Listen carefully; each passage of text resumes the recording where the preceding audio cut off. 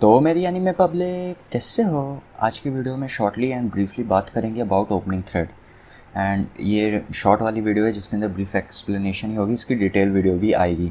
अगर आपको वो देखनी है तो इसकी जस्ट अगली वीडियो वही होगी।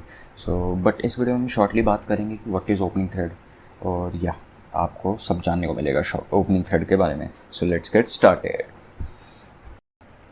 ओपनिंग थ्रेड एक थ्रेड होती है बेसिकली जो यूज़र के वेपन से ओरिजिनेट होती है एंड वीक स्पॉट से जाके कनेक्ट हो जाती है ओपोनेंट के। एंड इस वजह से यूज़र को एक हाई एडवांटेज मिलता है because in demon slayer battle आपको दो चीज़ों पे काफ़ी फोकस करना पड़ता है। फर्स्ट इज़ जो आप अटैक परफॉर्म कर रहे हो एंड सेकंड इज़ ओपोनेंट की position. But while performing heavy attacks like total concentration breathing, या तो आप इनमें से एक ही चीज़ पे फोकस कर सकते हो। इन दोनों में से वो है या तो जो आप अपना अटैक परफॉर्म कर रहे हो उस पर फोकस कर सकते हो या फिर अपनी ओपोनेंट की पोजीशन पे। बट दोनों चीज़ें रिक्वायर्ड होती हैं एंड इन दोनों पे एक टाइम पे फोकस करना इज़ इम्पॉसिबल।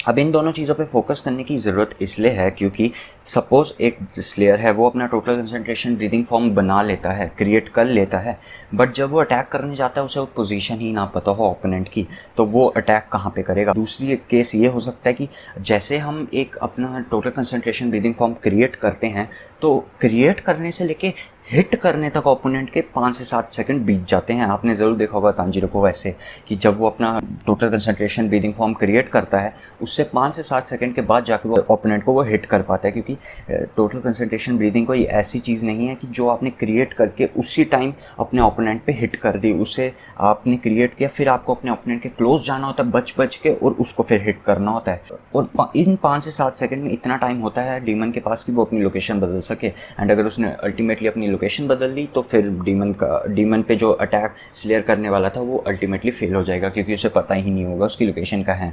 सो या टू ओवरकम दिस हमारे पास है ओपनिंग थ्रेड। ये कैसे ओवरकम करता है ये मैं आपको समझाता हूँ। ये ओपोनेंट के वीक स्पॉट पे जाके लॉक हो जाता है एंड फिर यूज़र अपने अटैक पे फ्रीली फोकस कर सकता है, क्योंकि जो ओपनिंग थ्रेड है वो वीक स्पॉट पे जाके लॉक हो जाता है। इससे दो चीज़ें हो जाती हैं, एक तो से उसके वीक स्पॉट का पता चल जाता है एंड दूसरी चीज़ हमें अपने ओपोनेंट की पोजीशन का भी पता चलता है।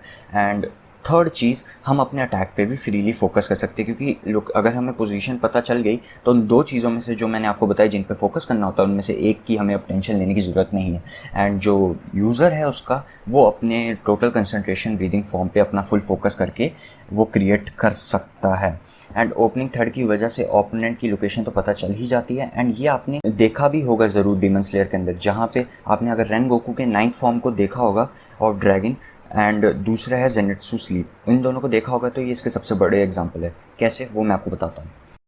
जैसे हमें पता है कि जेनित्सु देख नहीं सकता जब वो अपना जेनित्सु स्लीप यूज़ कर रहा होता है, क्योंकि वो अनकॉन्शियस होता है और उसकी आंखें भी बंद होती हैं।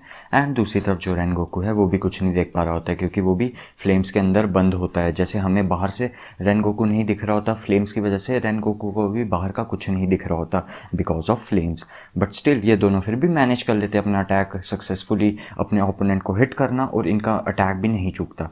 एंड इन सब का क्रेडिट जाता है ओपनिंग थ्रेड को। जब ये दोनों यूजर्स को कुछ नहीं दिख रहा होता ये अपने ओपोनेंट के साथ ओपनिंग थ्रेड अटैच कर लेते हैं, और ओपनिंग थ्रेड की वजह से ओपोनेंट की जो मूवमेंट्स वो किस पोजीशन पे किस जगह पे वो पता चल जाती हैं। एंड जब एक बार ओपनिंग थ्रेड कनेक्ट हो जाता है ओपोनेंट के वीक स्पॉट के साथ तो ये उसकी पोजीशन कैच कर लेते हैं। एंड स्टिल ये दोनों नहीं देख पा रहे होते फिर भी ये अपने ओपोनेंट को सक्सेसफुली हिट करने में कामयाब रहते हैं। एंड आपने इन दोनों को देखा होगा कि ये दोनों कुछ नहीं देख पा रहे होते फिर भी ये अपने ओपोनेंट्स को हिट कर लेते हैं। एंड आपने नोटिस भी किया होगा कि जब तांजीरो कोई भी water concentration breathing form use करता है तो वो काफ़ी jumps, movements and rolls produce करता है।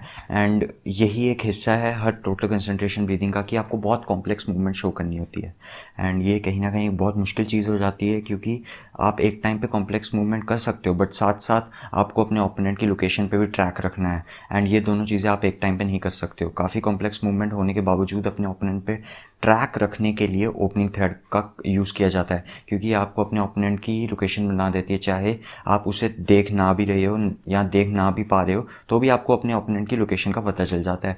एंड आप इतने कॉम्प्लेक्स मूवमेंट करने के बाद भी उन्हें ईजिली स्ट्राइक कर सकते हो। जैसे आपने जेनित्सु और रेनगोकू का एग्जाम्पल तो सुन ही लिया कि वो दोनों बिना देखे भी सही जगह हिट करते हैं।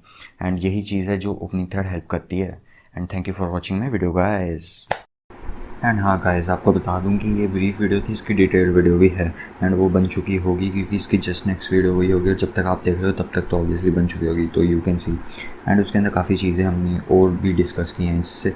ओपनिंग थ्रेड इससे कई टाइम्स गुना वास्ट है एंड वो सारी चीज़ें जो इससे रिलेटेड है आगे बात की। ये तो आपने लगभग लगा लो उसका 10% ही जाना होगा, जो मेन चीज़ें हैं वो अगली वीडियो में है, तो आप जाके देख सकते हो अगर आप चाहते हो तो।